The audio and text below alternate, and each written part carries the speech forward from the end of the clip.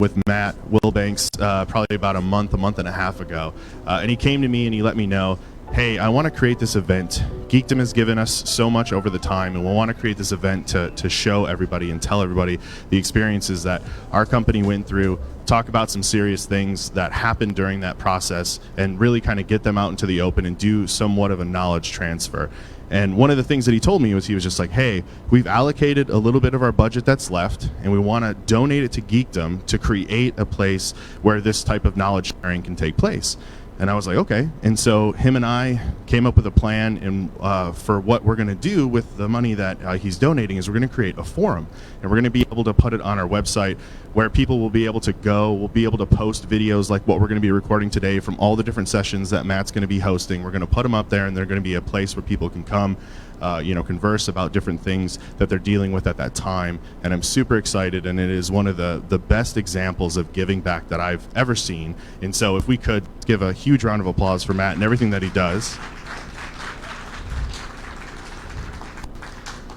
And I'm just super excited to have him here. You guys, I hope you really enjoy. If there's anything that we can do, I'll have some staff that'll be running around. We've got Matt Espinosa in the back over there, Ashley Upmore as well. And then I'll pass it off to Matt. Matt, it's yours. Thank you. I think that's me. It doesn't like the speaker. Okay, I'm going to move this so I don't kill everybody's eardrums. This is just like a startup. Things plan.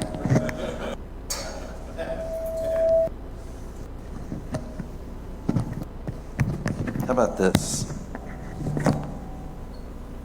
Is this okay? Is it still kind of... Okay, we'll just... Okay. Thank y'all for being here. I want to be very, very clear saying that... golly, that's not very clear at all, is it? Should I just use the...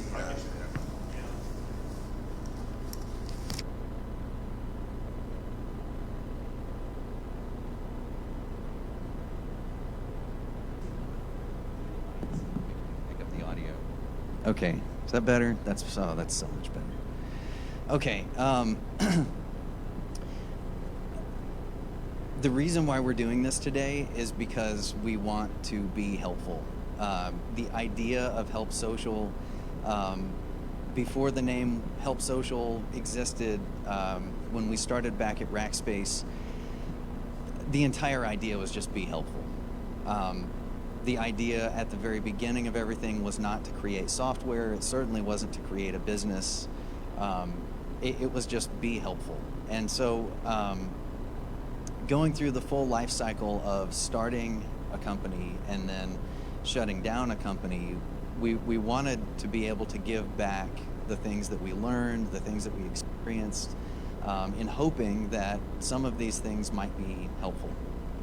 We hope that maybe you'll be able to walk away from today with one thing you might do differently, or maybe you get one new idea that is spawned because of something that you heard somebody talk about today. So there's no other point to this thing today other than to be helpful. So we want that to be the example.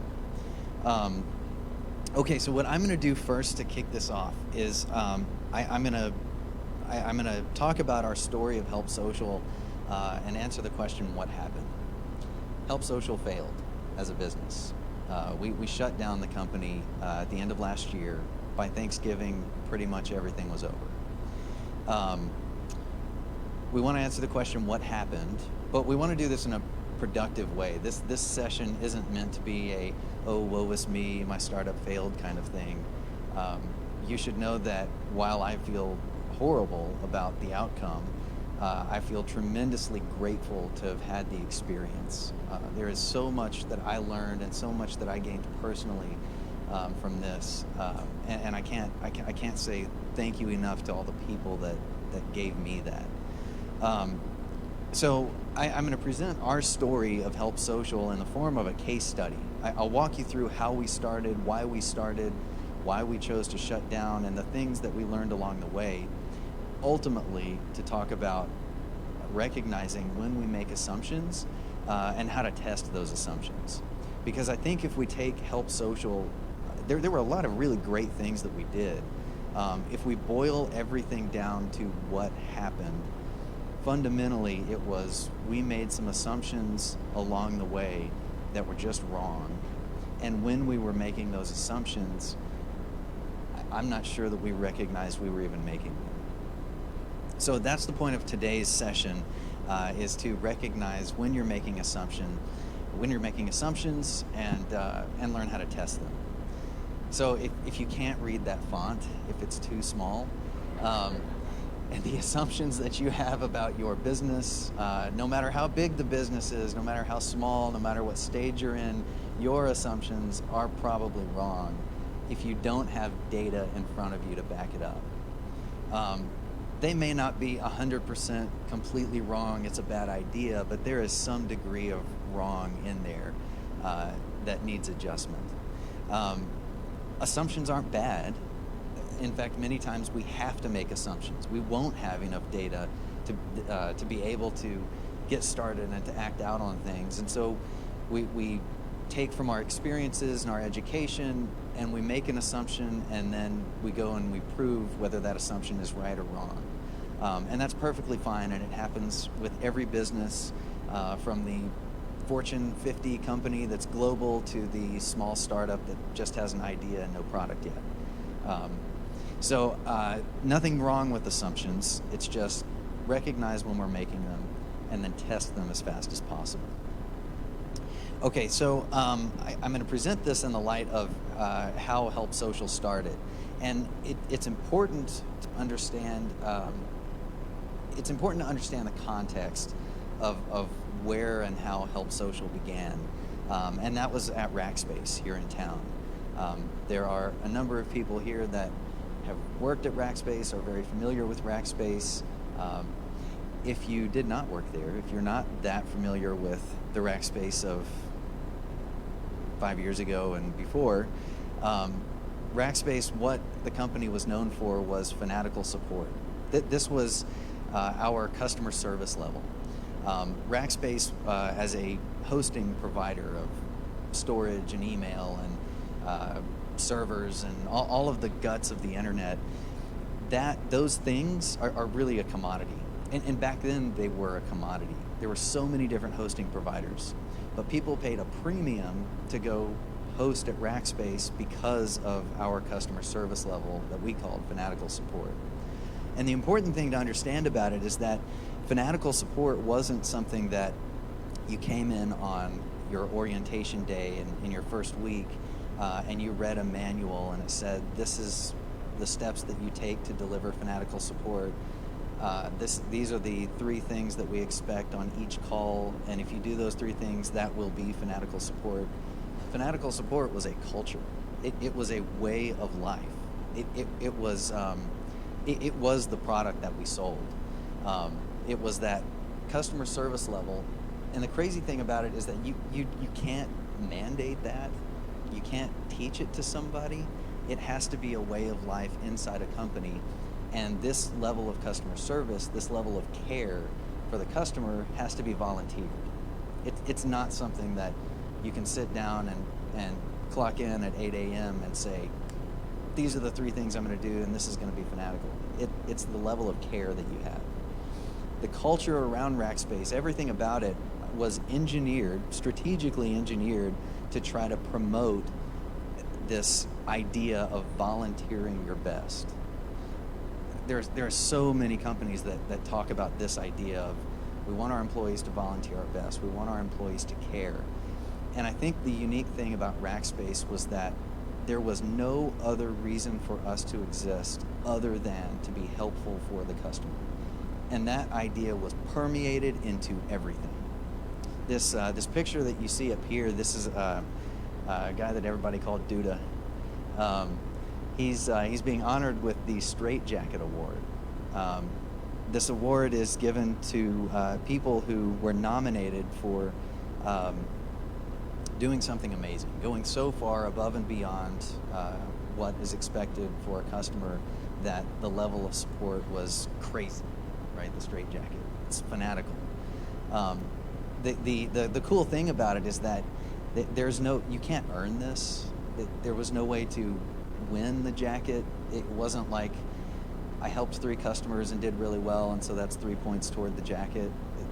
The cool thing about it is that the person, whoever it was that was being honored with this, until it was announced that morning that they were getting it, they didn't even know they were getting it. And then the cool thing on top of that is that if you ask any of the people that received the Straight Jacket Award, not a single one of them would tell you, I was trying to go above and beyond. I was trying to, be a nominee for this award. They would just say, I just did my job. Nobody thought about it in I'm trying to do so much better. It was just the level of care that was celebrated at Rackspace. I don't know how many people worked for Rackspace up to this point. Maybe like, I don't know, could be 10,000 people over the course of the last however many years Rackspace has been open. But the relative to the number of people who have worked there, the number of people who have been given this award is very small. And it meant a lot. And that's an example of that culture of fanatical support. So, I tell you all of this to set the stage for the context. You understand the type of environment that we were in. In 2010, Rackspace's cloud hosting products, which were still very new, cloud hosting was still a new market, they were growing like crazy. And the interesting thing is that this type of customer was also churning very, very fast. They would come in, they would open up accounts, and they would close their account and they would leave for a competitor just as fast as they came in. And we didn't know how to handle that as a business.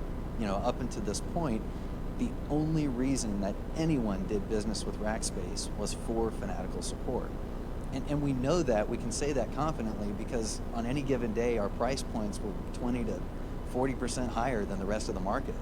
So you don't pay those kind of prices unless you want that level of support. And so when these people started coming in and they would close their account, we would look to see, well, where did we fail in the support process? And the interesting thing was that most of them had never contacted us for support even a single time. And that boggled our minds. Why would anybody be choosing to host with us and then leaving and not having taken advantage of asking for help? And so we had some business intelligence people take a look at things, and some of them found that people were asking for help. They just weren't asking for help where we were making it available. Lots of people were starting to go to social networks. Twitter especially happened to be a big network where somebody would go and they would say, my Rackspace server is down, I don't know how to do XYZ, can somebody help me? And their friend would reply to them and say, well, I can help you, but I don't know how to do it at Rackspace. So if you move to Amazon, I can help you over here. So they'd close their account and they'd leave. This was a problem. We were seeing churn. It was also a realization that just because we say customer service, fanatical support is available here, that doesn't mean that that should be the only place it exists. There was a handful of us that happened to be active on Twitter at the time, and when we would see mentions of Rackspace, we would reach out and just say, hey, I work there, I can help you. Those of us that happened to be doing that kind of got circled together, and they said, we need to figure this thing out. Social media is becoming a thing. We need to figure out how to bring fanatical support here. So we want you guys to go and do that. Figure it out, and then bring it back to the business and help us understand how to do that. And so that was the origin of the Rackspace social media support team. Rob Legess, the guy that really that pioneered the whole thing, I remember talking to him on the phone towards the end of 2010, and he was recruiting me to join the team. And my first response was to tell him no, that I didn't think watching Twitter all day was a job, that I didn't know if I could do that. I enjoyed Twitter, but and what he made very, very clear was that this was not about a method of communication. It really had nothing to do with social media at all. It was about We want to be helpful for customers, and we've got an opportunity here with this team to go create something. And we have no idea what that's going to look like. No idea. Our jobs could be gone in 2 years because we figured it out, we brought it back to the business, and now we got to go figure something else out. But that idea of that open-endedness and not having a set point of that's the thing that we're building, that was so attractive to me for some reason, and so I jumped in. And it was this team that ultimately what we call HelpSocial spun out of. We created some software. That is what HelpSocial started. And the reason that we created it also is important. The scenario that I usually tell goes something like this. On any given day, I might be watching Twitter, and somebody with a random Twitter handle, Linux Bob or Geeky Joe 22, says, Rackspace, you guys suck, my server is down, I need some help. And if I'm watching, then I reply and I look at it and I say, who the heck is Linux Bob? You know, and I'm looking up in our internal systems, do we have some account or some small company called Linux Bob, and who is this person? I'm doing all this research. I don't find anything, and so I have the conversation with Linux Bob, who are you, and find out what the problem is, and I go to the support people to open a support ticket and get the technician started, and I go through all the work to make sure that Linux Bob is taken care of. And then I go to lunch, and somebody else on the team is watching. And while I'm gone, Linux Bob comes back, and he says something out of context, like, I haven't heard anything, what's the deal? And they say, who is Linux Bob? And what is he talking about? And then they go through all of these same steps that I just went through, completely wasting their time and giving a bad customer service experience. The customer's having to retell everything, answer the same questions. It was not fanatical support, and it was crazy inefficient for us as a team. We needed something to keep track of these conversations, to keep us organized. We shopped for software all over the place. And at that point in time, every business was pumping marketing content into social media. So there was plenty of options for marketing work.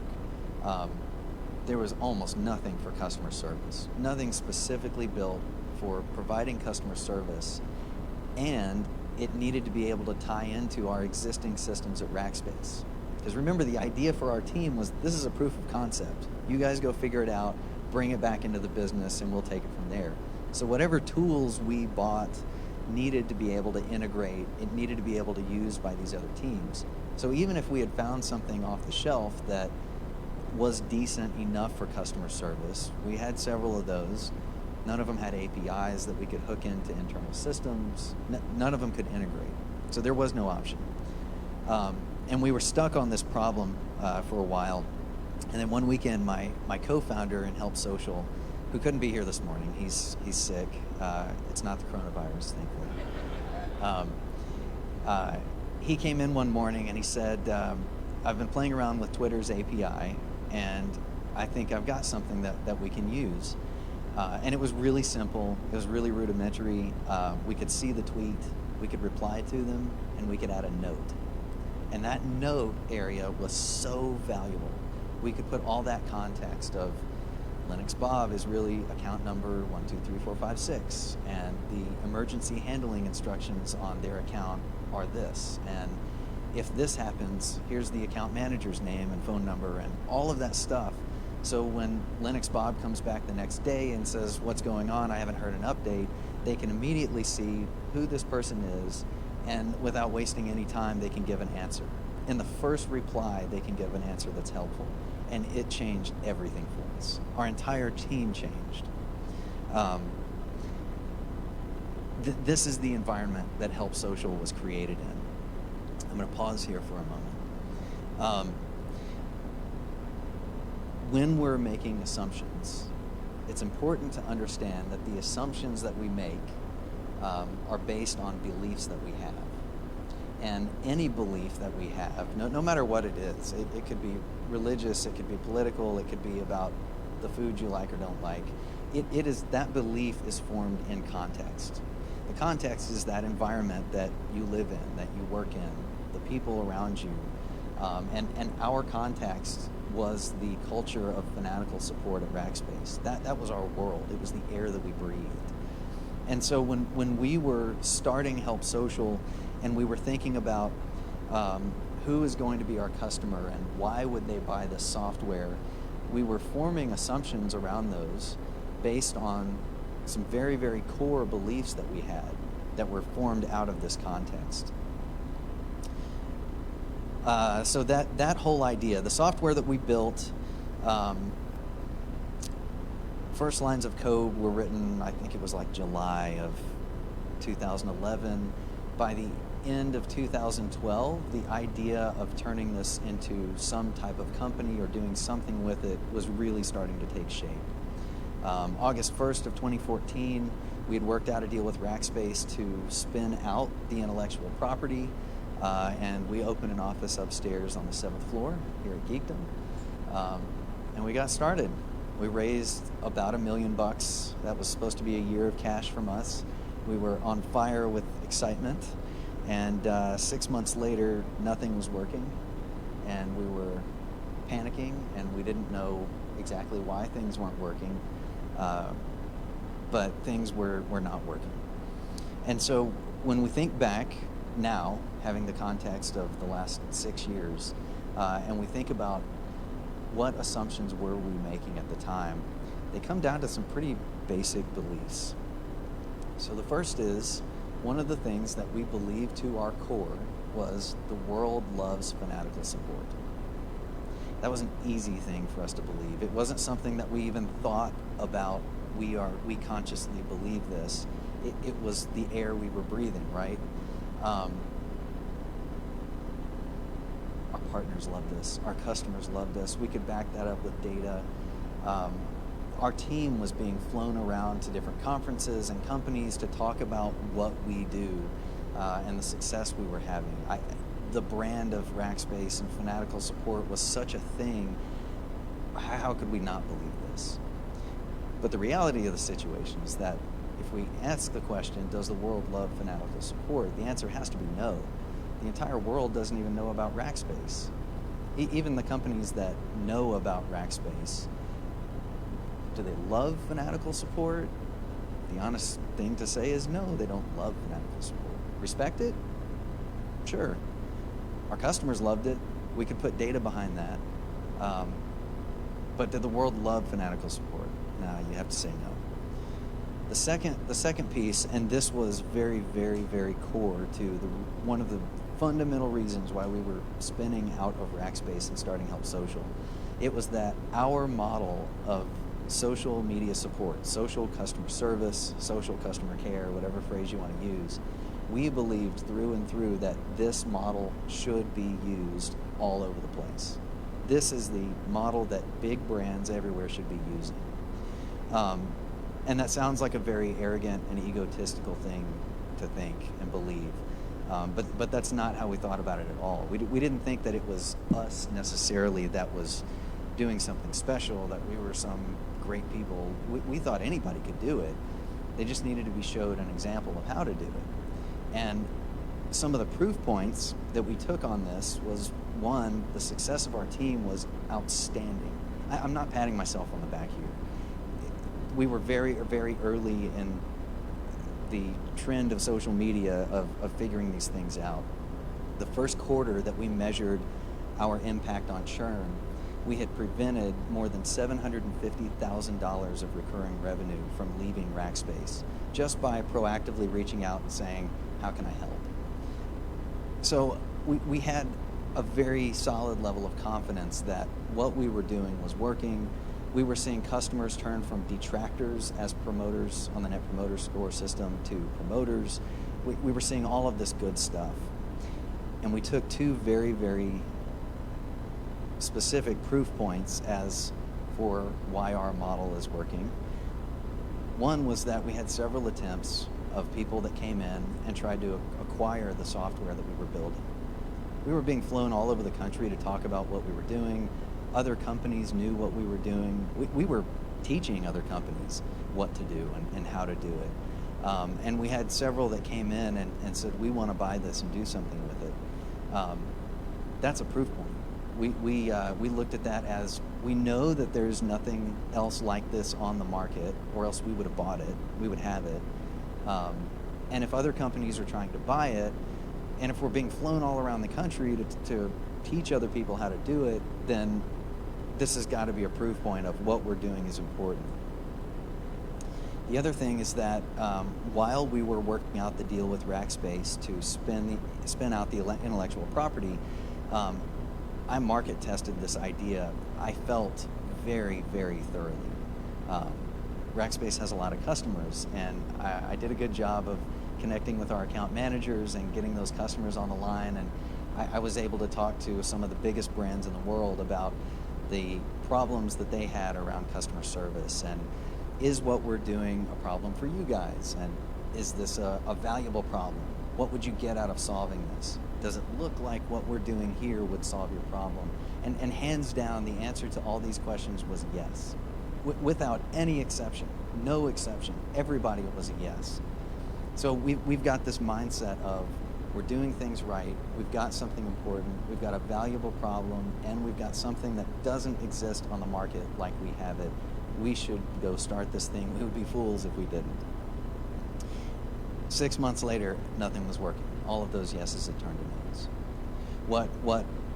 What we were hearing were things like, you guys don't have this feature. We need that feature for us to be able to buy it. You don't have this capability. We need that capability in order for us to justify the spend. And we were chasing those things. We were chasing adding features all over the place, thinking that once we could check the box on these features, then these customers would start saying yes to us. But what was actually happening was that what we were discovering and not realizing was that our software was built so specifically for how we operated at Rackspace that unless you operated like our team at Rackspace, it wasn't enough to switch off of your current software to what we had. It just wasn't enough. What companies wanted at the time and how we were approaching it was a suite of social media software that did a little bit of everything.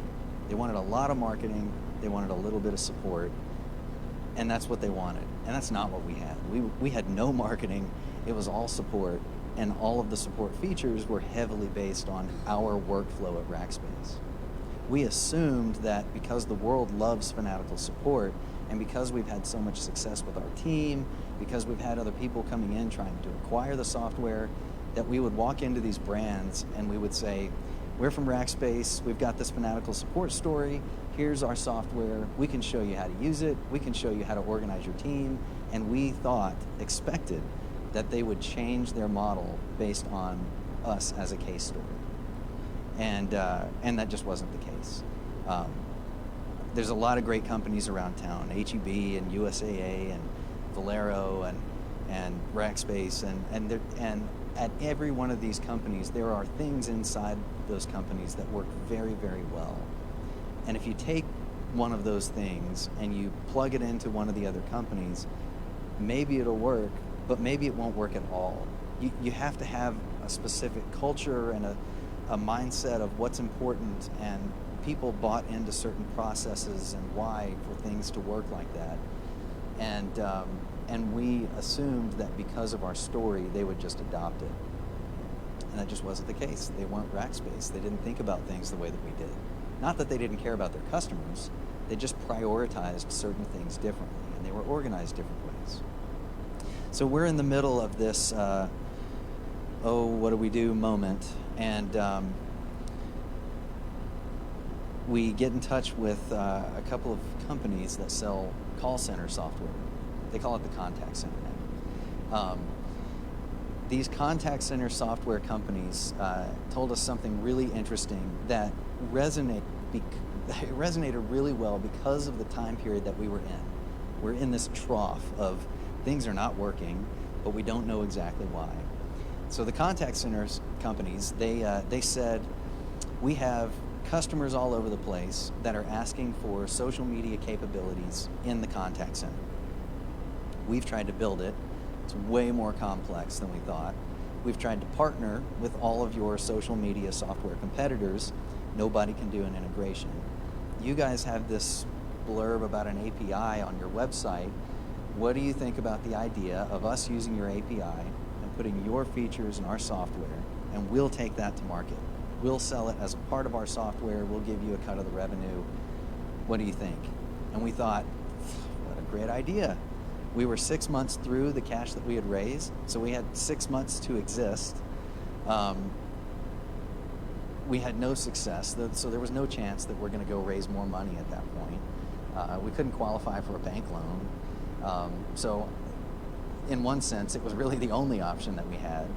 But the thing that we heard when they were saying this was, we have all of these big brands telling us no, and we're approaching them in marketing.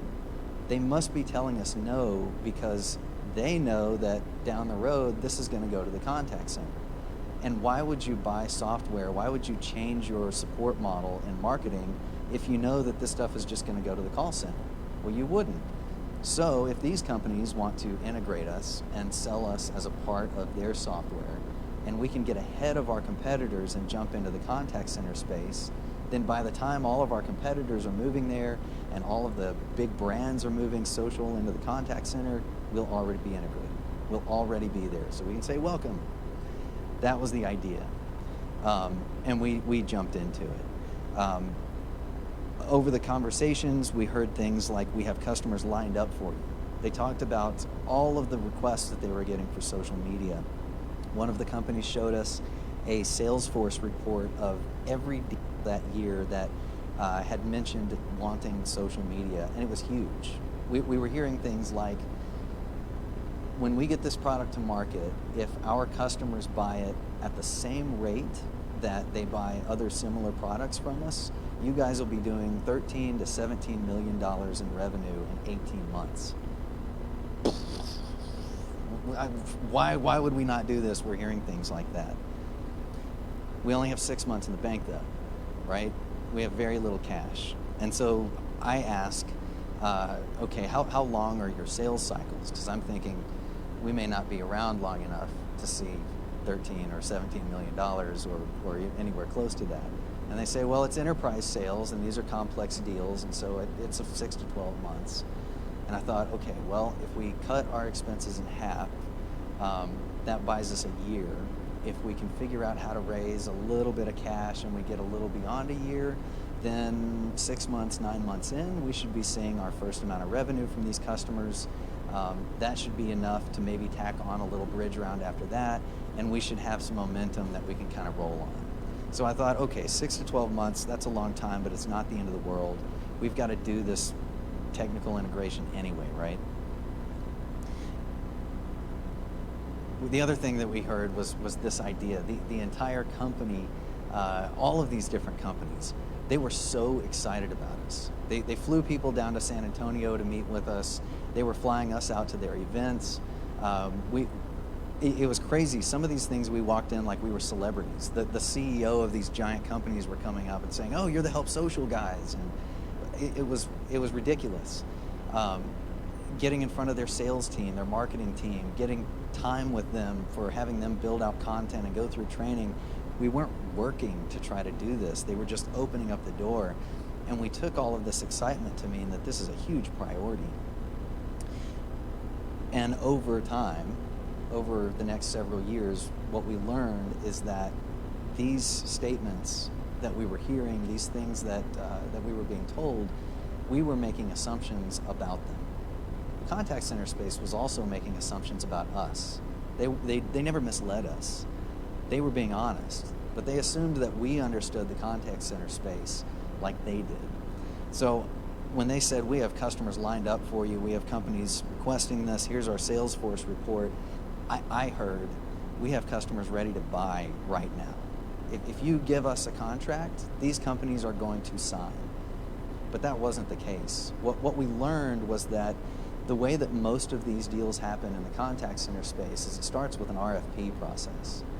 And in order to make it past certain stages of the RFP, you got to check off enough boxes. And the box that so many of these companies were getting hinged on was social media. What was happening in the contact center at the time was that all of these big brands were making the plan to move off of this legacy hardware, on-premise software, and they were moving to the cloud.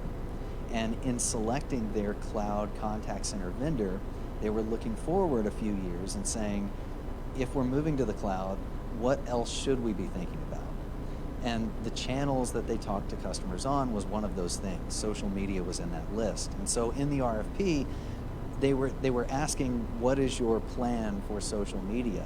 And if you have no plan for social media, we know that we want to get there, but if you have no plan for it, we're not going to do business with you.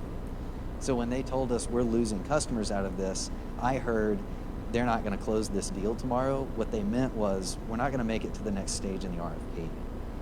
Those two things are wildly different. Customers lined up and ready to buy was not it. It was, we need a checkbox, and in a couple of years, when they get there, then they might be ready to buy. The thing that I was asking when I asked about the sales cycle, what's your sales cycle? I asked the question about sales cycles because my assumption, without recognizing it, was their software as a service, any type of software as a service product that you go and you sign up online and maybe you pay up front and you get started, or maybe you use it for 30 days and you get billed for that 30 days. Software as a service is fast. If your sales cycle is 3 months, you have cash in the bank, maybe at the end of that 3 months, or maybe it's the 4th month. Even if it's the 5th month, it's not long. It's fast. And so I thought, these are cloud-based software as a service companies. If they're saying the sales cycle is 6 to 12 months, that means that cash in the bank, worst case, maybe it's 8 to 14 months. It's not long after a deal closes, but that was not the case at all, because that wasn't the question I was asking. I asked, what is your sales cycle? What I wanted to know was, how fast am I going to have cash in the bank? And if I had asked that, they would have said, well, we start billing, we might charge some upfront fees before implementation, but once implementation is done, then billing starts after that. And our billing process, it's net 60 terms, so that's about how long you'll have cash in the bank. Okay, but billing doesn't start until after implementation. How long is implementation? And if I had gone that far and asked that question, they would have said, these are complex deals. Depending on the complexity, depending on how quickly we can even get to starting on it, it could be 6 months, it could be 2 years if this is a global rollout. So now when I'm looking at how much time to cash in the bank, it's a sales cycle of 6 to 12 months, plus an implementation cycle, depending on the size of the deal, of 6 months to 2 years, and then you've got a little bit of billing process at the end.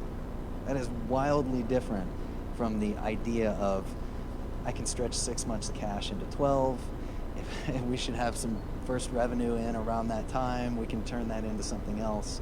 We were looking at a realistic picture of, you're not going to see any money out of this business, out of this market, for probably 3 years.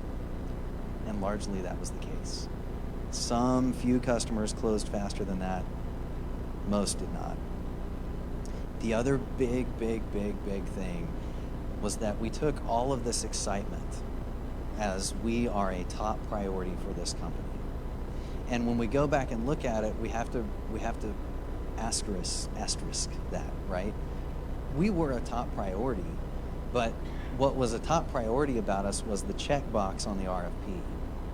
It wasn't us. They needed that checkbox. They really did. They needed it. They didn't need to have the product yet.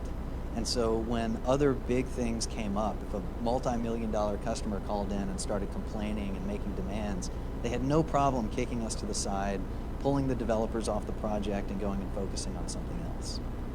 We recognized that that was happening early, and so we started reaching out to every company that we could get in touch with in the contact center space, thinking this is going to take a little longer than we thought. We should start these projects with everybody. And we saw that same thing with everybody. Everybody, at one point in time, HelpSocial was represented at nearly 100% of the companies that had that were selling contact center software. Nearly 100% of them had projects going with HelpSocial. and they were delayed, and they were put back on, and delayed, and canceled constantly. Because what they really needed was a checkbox, and we didn't understand that. So we go back to this point. All your assumptions are probably wrong. There's not a single assumption, recognized or unrecognized, that we made that we couldn't say was a reasonable assumption. But there were a specific core few that could have been checked more, and that I didn't recognize I was even making. So the key is, how do you recognize when you're making that assumption? And what I learned from myself over the last 18 months or so was that to figure out if I was making an assumption and to figure out what's behind that and how do I test it, there were three primary things that I came up with that I found really helpful. The first is that you have to be brutally honest. Completely brutally honest with yourself. You have to be totally vulnerable. You have to be willing to be wrong. And you have to ask the question, what's the truth? And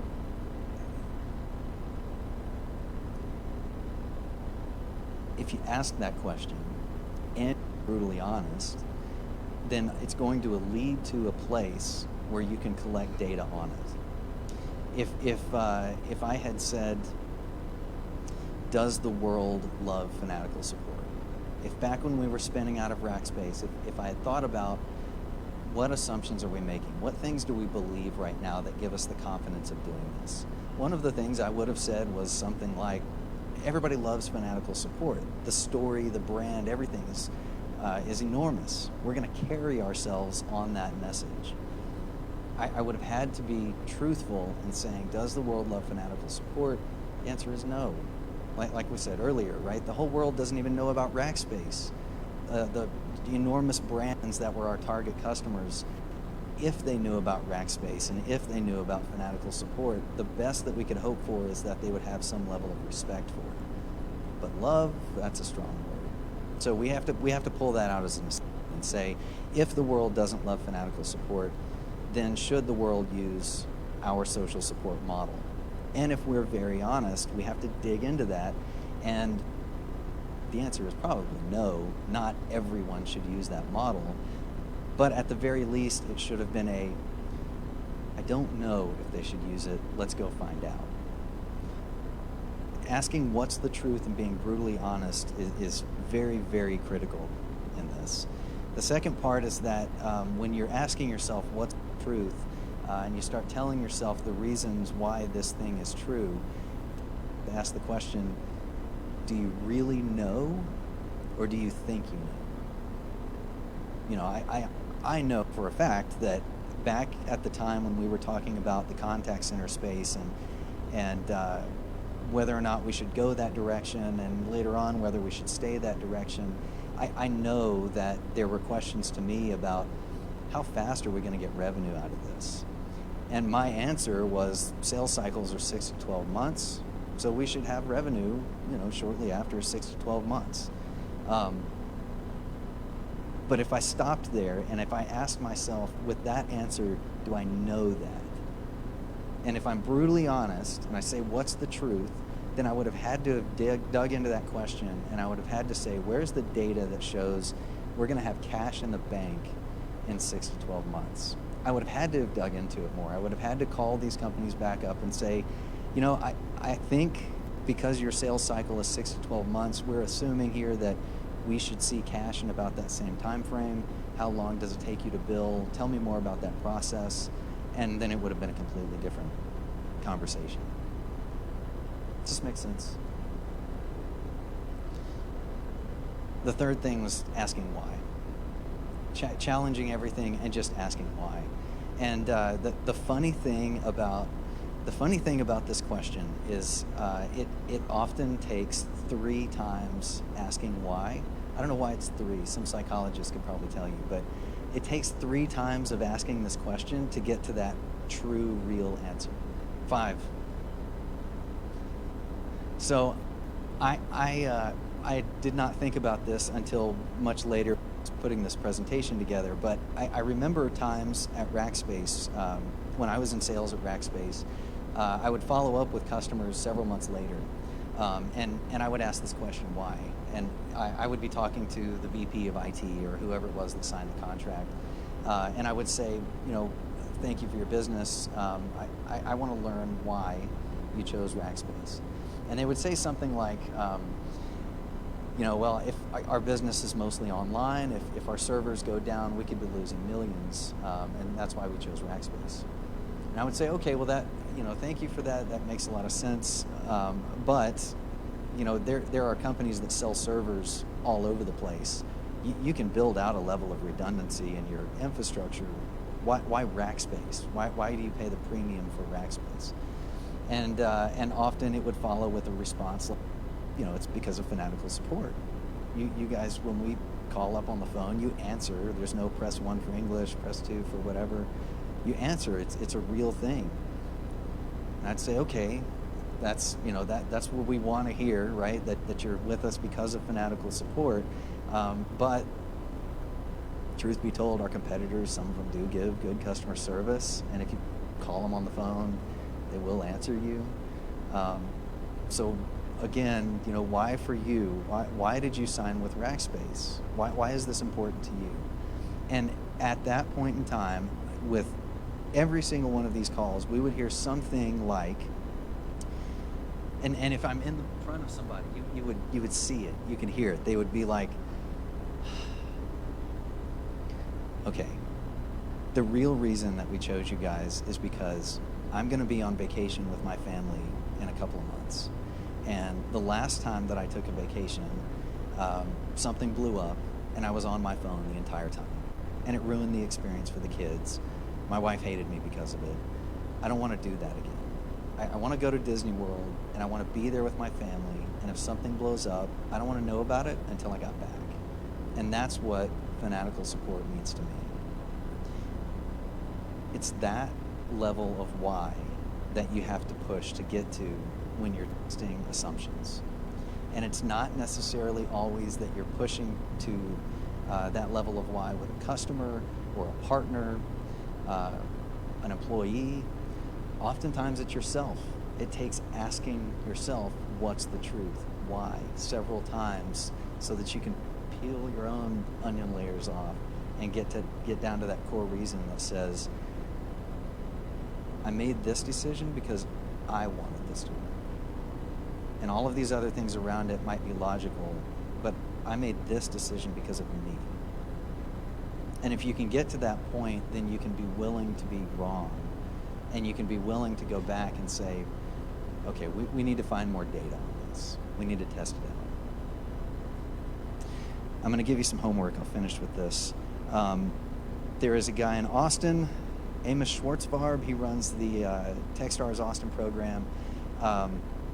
Awesome guy. He came out with this book sometime last year, I think.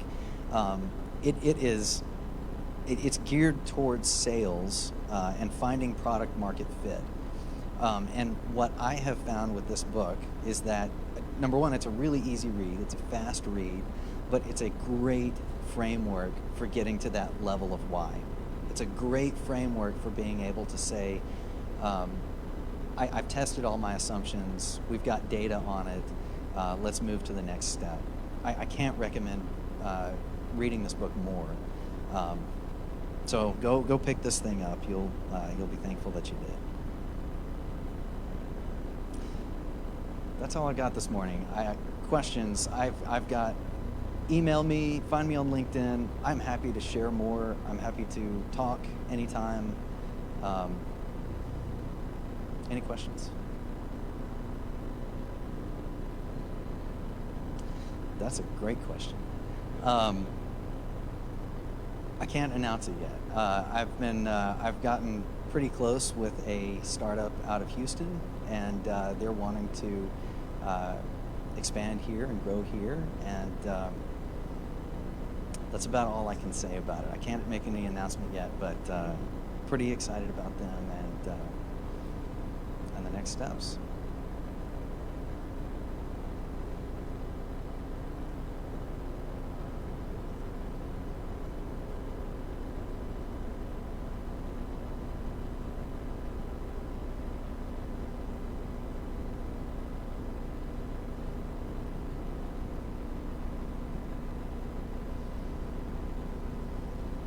It's usually something that is maybe explained in an anecdote. It's usually something that's very personal, right? And so they will use an anecdote to put a little bit of a layer on top of their core personal feeling. Yeah, that's a good observation. Yep.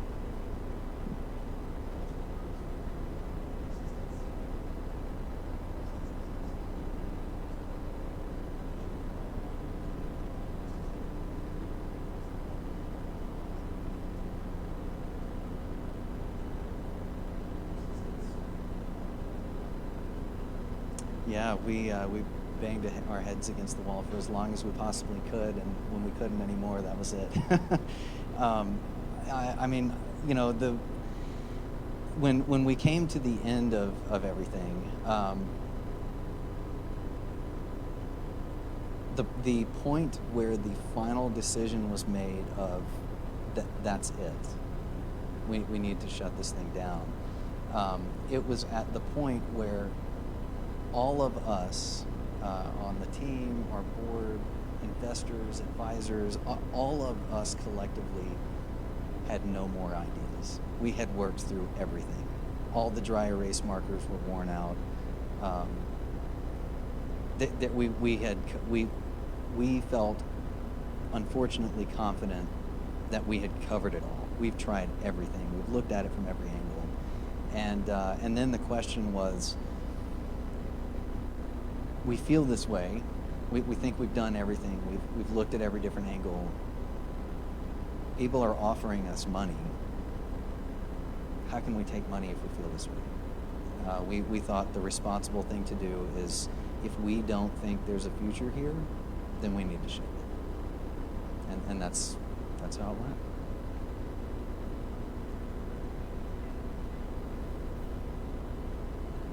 Oof, good question. I mean, everything, nothing. I firmly believe that if we went back in time and everything was replayed, right, the same level of experience, same education, same all these different things, I really don't think that we made very many bad decisions. We had lots of smart people surrounding us, and it wasn't like we were being reckless and we were just chasing things and we weren't exploring them and trying to find data. We were. So I think if we were doing it all over, probably not much would change. The difference now is that we've had the experience to recognize when we're making assumptions and how to test those assumptions, and that will change things going forward. I mean, you know, you can play what-if scenarios all the time. You could say at the very beginning of spinning out of Rackspace, if we had gotten a different answer to some of these questions, we might never have even spun out.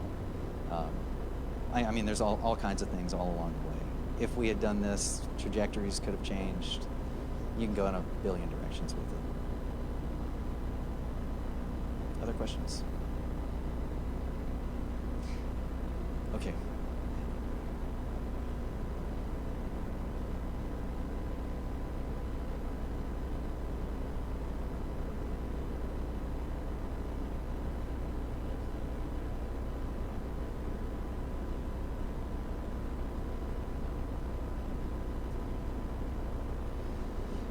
Yeah, so in late 2018, we had a company approach us and say that they were interested in acquiring us.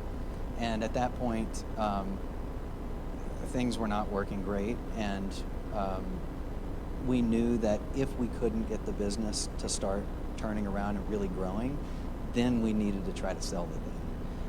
And so we worked really hard through 2019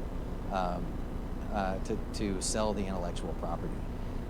And we came really close, painfully close. Ultimately, it didn't work out though. So yeah, we definitely pushed for trying to do that. Just didn't work out for us. So I'm going to end things there. We're 3 minutes late on this, and we're already into the next session. Thank you guys so much for coming out. we're going to get mic'd up and set up, and then Chad Keck, CEO of Promoter.io, where's Chad?